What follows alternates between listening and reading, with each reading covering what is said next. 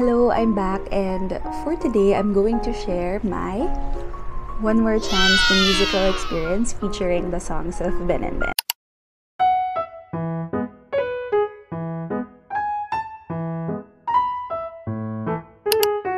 So, nung nirelease nung PETA yung announcement na magkakaroon ng One More Chance, the musical, tapos yung songs pa ng Ben and Ben, sobra ko talagang excited kasi I'm really a fan of One More Chance. Sino bang hindi, di ba? In my generation. Sino bang hindi naging fan ng One More Chance? Ilang beses ko na siyang napanood. And of course, the songs of Ben and Ben na sobrang tagos sa puso. So, I know na itong musical na to, with the songs of Ben and Ben would be so good. So, I'm really excited for this.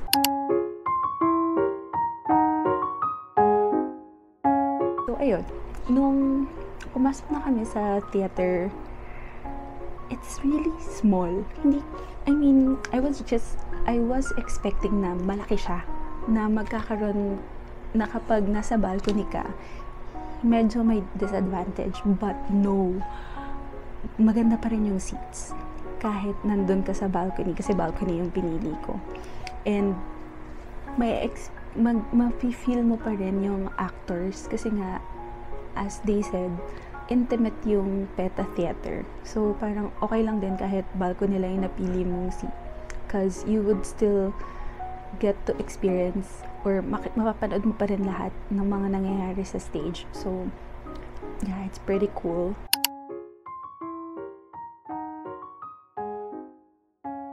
Sobrang ganda niya. Fit talaga yung songs ng Ben and Ben dun sa story ng One More Chance.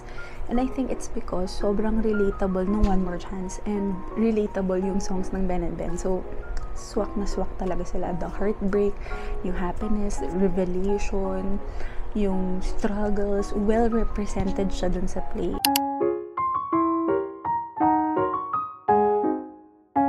The actors are really good. Sobrang revelation sa akin si CJ Navato kasi siya yung gumanap na Popoy and Basha is Ana Luna nung nanood ako. And si Ana Luna,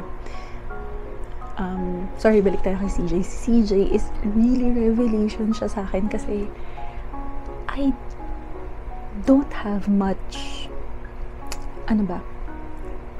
hindi ko siya masyadong napapanood. Bukod sa Going Bulilit, alam mo yun, parang wala siyang masyadong tumatak na palabas or film or performance sa akin. Alam mo yun, parang pag CJ Navato, yung kumakanta from Going Bulilit, yun lang yung alam ko. But grabe siya dito sa One More Chance. Sobrang galing niya. Alam ko magaling siya kumanta, pero iba talaga yung grabe talaga. Hindi ko na siya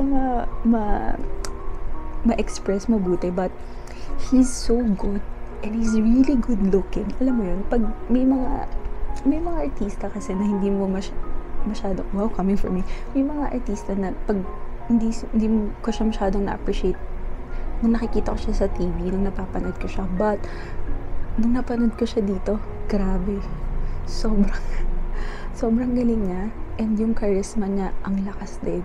And he's really nice. No meet and greet, sobrang patient na rin sa mga fans and sa mga audience. So, sobrang revelation sa akin dito si CJ, na ang galing-galing niya umarte, and yung boses na talaga, grabe, bagay na bagay siya talaga, or na bigyan niya naman ng justice si Popoy.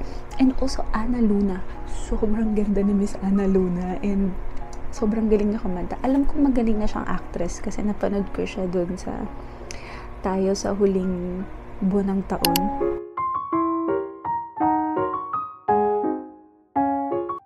One of my favorite scenes is yung confrontation ni Popoy and ni Trisha. Ang gumanap na Trisha dito nung time na napanood ko is si Sheena Bellarmino. Sobrang galing niya.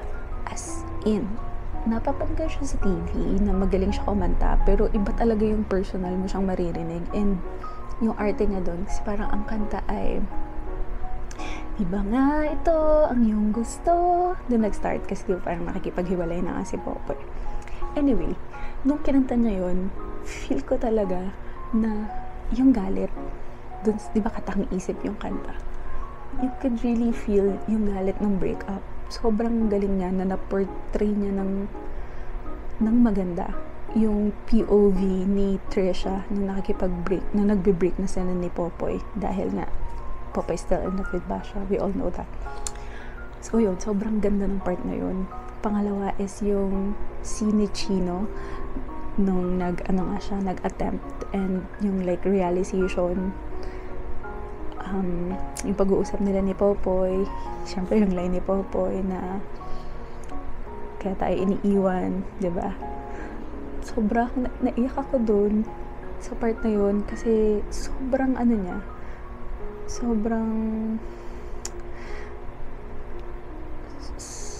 sobrang touching nung part na yun, na because we all go through that phase kasi it's parang it talks about depression diba, parang iniwan si Chino ng girl and then feeling niya wala nang si Popoy lang makakaintindi sa kanya, and then nag-validate ni Popoy yung feelings niya. Sobrang ganda ng portrayal na sobrang touching niya, na I hope we could have that one Popoy who will validate our feelings. Also, one of my favorite parts pala is yung eksena ni Basha with her mom. Parang for breadwinners, sobrang and for adults then, for people who are just, entering adulting or experiencing adulting pa, sobrang ganda niya. Nasundot yung basta makaka-relate ka if you're in that situation.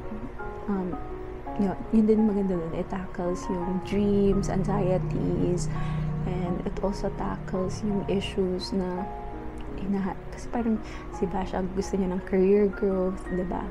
Tapos si Popoy naman parang nakatali siya sa responsibilities niya kasi he has plans for the future, diba? Future nila ni Basha. And ayun lang, sobrang I really don't know what to say anymore. Sobrang ganda niya. And magkakaroon sila ng rerun. Kasi alam ko hanggang June lang yata ang One More Chance. I'm not really sure. Yung first run. So, magkakaroon sila ng rerun for August until October. So, iniisip ko kung bibili pa ba ako ng ticket kasi I really wanna watch it again. But if you haven't seen it, please, grab the opportunity to get the ticket and see it for yourself kasi sobrang ganda niya. Sobrang ganda talaga nung way na natakal nila yung iba't ibang issues and nabigyan nila ng justice yung movie and na-reimagine pa kasi nagkaroon nga ng background story yung Thursday Barkada, and ayun, sobrang ganda niya lang. And also, this one, ito yung magazine, ang laman nito is like yung message ng mga writers ng Ben and Ben, background stories nung mga characters and yung mga artista, so you'll get to know them more. And pictures dito, I just didn't have a pen that time, so hindi ako nakapagpapirma, but merong meet and greet